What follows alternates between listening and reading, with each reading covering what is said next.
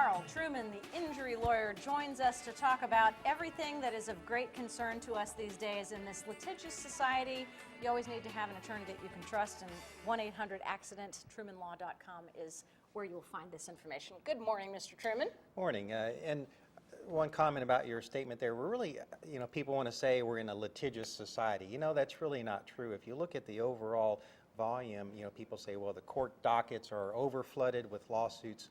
Actually, the biggest increase in lawsuits are corporations suing other corporations. Oh. It is not, the injury claim that you typically hear about, like an automobile accident, but it's businesses suing other businesses, whether it could be contract claims or disputes over, some,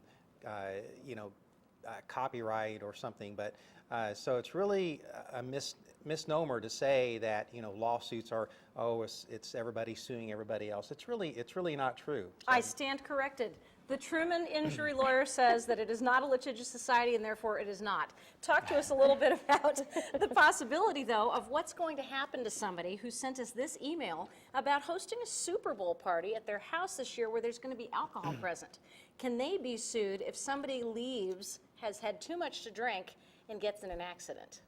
Well, again, a lot of things come down to using common sense. I mean, when you're hosting, you should look out for your guests and look out for other people. So, if you're going to have a kegger and everybody gets wasted and drives home, then yeah, you could be held responsible. Yes.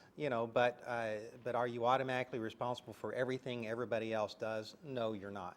But again, it's like, what is your duty? What is your standard of care? What is your obligation?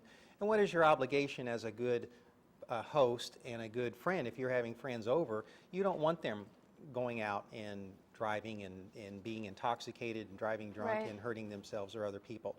So, so act responsibly. Do people still take car keys away at parties and make people prove that they're sober before they drive? I think if the host is sober and they want to be responsible enough, I think they do that sometimes. Sure. Yeah, and that if you are going to be the host, then you shouldn't be getting drunk along with everybody else. Exactly. Someone has to be the designated host, just like you have a designated driver, to make sure that people are okay, whether they need a cab or crash at your place for the night, to make sure and just look out for other people. We are taking phone calls, 502-276-2118. Karl is here to answer your questions, or if you have a comment or something like that. Karl, I have a question that's still on the same line.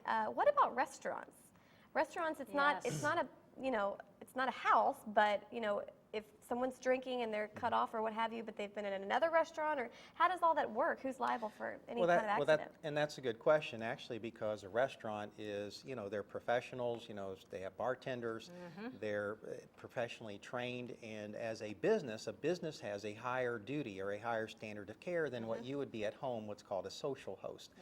So a business, but it's called dram shop is the term that you'll hear, where if someone is intoxicated and they leave a bar or a restaurant and then they go home or they are on their way home or wherever and they hit someone, then you can make a claim against the bar itself for serving someone. Although that's a very high threshold too. You can't just say, well, someone had a drink at a place and then they, where it had too much and drove home.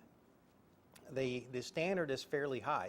You have to establish that the bartender served someone that they knew was visibly intoxicated, and that's a pretty tough threshold to meet.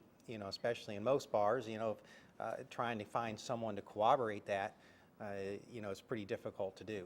And they'd probably have to have been there a good long time, and it had to be witnessed that they were actually consuming the alcohol, because what if they'd made 3 or 4 stops that night? That's my question. Yeah, well, the responsibility has to be divvied up, I guess. Well, no, but not exactly, because if they've been to 3 or 4 places and then they come to your bar and you can see that they're drunk and you should not be serving them, then you shouldn't be doing it. And I have worked at several restaurants serving, and that's one thing that they say, very strenuously, look at your guests, make sure that they're, acting, normal, I guess, and if they are acting intoxicated, come find a manager and they'll assess the situation. Actually, well, it was right before Christmas, when, when people are out at Christmas parties. I was at a restaurant, at the, and sitting at the bar waiting to get a table, and there was a Christmas party going on, and the people from the party kept, coming up to the bar. I saw them kept coming up to the bar and getting shots and everything, and they were really overdoing it, and so finally the bartender said, "Sorry, I can't serve you anymore." And I actually went to the manager and I said, compliment your bartender. He really did the right thing, because Right, it's tough. good. It's tough to say no. It is tough, and especially, if you're serving that person, you want a tip or something like that. It is tough to say no, but then you think of the ramifications if you don't say no. So 276-2118 is the number to call to ask a question on the legal line for Karl Truman. Here's another mailbag item, and this is an interesting one. I was pulled over in a school zone on a day when school wasn't in session. Not Tara. That's terrible. How can I contest this ticket? You're not saying you personally. No. right? No, it was actually Dave in Louisville. Can I contest this ticket since I know there were no kids there? That's I've always actually, I wondered have that. been pulled over for going a little bit faster than I should have been when school was out in the summer, and I've often wondered that. Well, typically, and it's all, of course, local ordinance, but typically, in those zones, it's when the lights are flashing.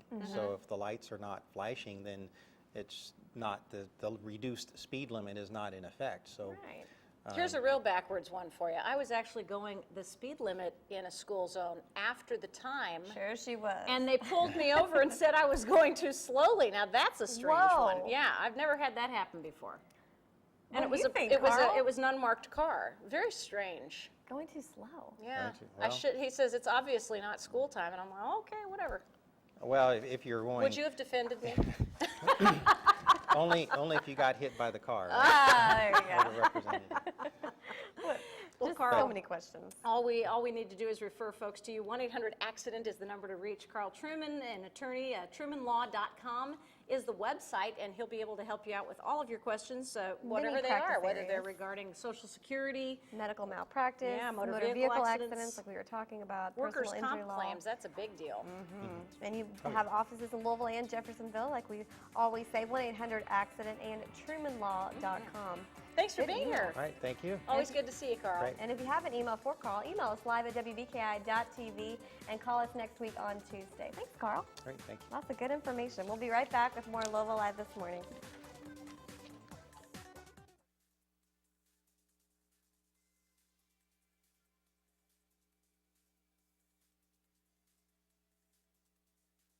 Check, puh, check. Tara told me. Tara, check, Tara.